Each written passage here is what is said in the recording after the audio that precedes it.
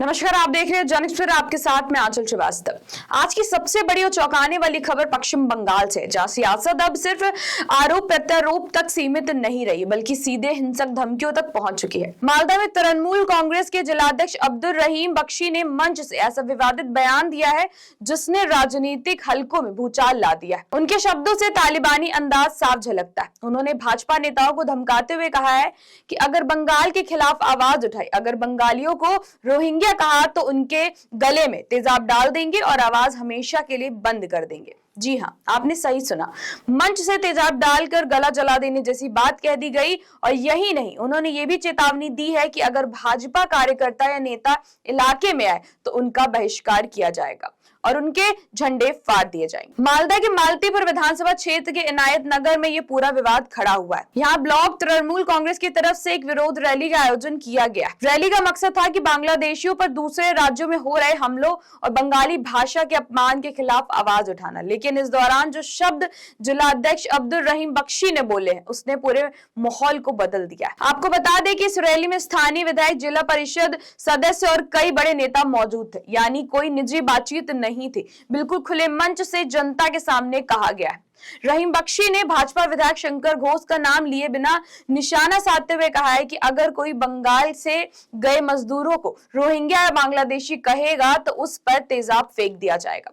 अब सवाल ये उठता है कि लोकतंत्र में ऐसी भाषा कहां से जायज है? क्या राजनीतिक मतभेद को इस स्तर तक ले जाना ठीक है कि सीधा हिंसा की धमकी दी जाए? भाजपा की तरफ से तुरंत प्रतिक्रिया आई है। सिलीगुड़ी के विधायक शंकर घोष ने इस बयान को तालिबानी रवैया करार दिया। उन्होंने कहा ये नेता है अपराधी। ममता बनर्जी जिस तरह से राज्य चला रही है उसमें गुंडागर्दी ही नजर आती है। पश्चिम बंगाल तालिबान शासन की राह पर चल पड़ा है, लेकिन इस तरीके की धमकियां हमें जनता की सेवा करने और सरकार की गलत नीतियों का विरोध करने से नहीं रोक सकती। अब जरा राजनीति की बारीकियों को समझते हैं। टीएमसी का दावा है कि भाजपा शासित राज्यों में बांग्लादेशियों के साथ भेदभाव और हिंसा हो रही है, बंगाली भाषा का अपमान किया जा रहा है। इसी नाराजगी में मंच से व्यक्त करने की कोशिश की गई है। लेकिन सवाल यह है कि क्या इसका मतलब है कि विपक्ष के गले पर तेजाब डालने की बात कर दी जाए?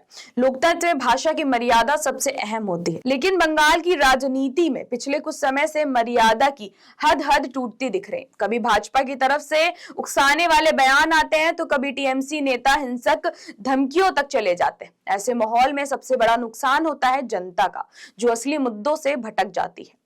राजनीति की ये जंग अब केवल चुनावी रैलियों तक सीमित नहीं रही, बल्कि सड़कों और मंचों पर एक तरीके से डर और दहशत का माहौल बनाया जा रहा है। अब देखना ये होगा कि इस मामले पर खुद मुख्यमंत्री ममता बनर्जी क्या रुख अपनाती हैं। क्या वो अपने पार्टी के नेता के बयान पर कार्रवाई करेंगी या फिर चुप्पी साध लेंगे? फिलहाल भाजपा इसे एक बड़ा राजनीतिक हथियार बना चुकी है और विपक्ष साफ कह रहा है कि बंगाल में कानून व्यवस्था खत्म हो चुकी है।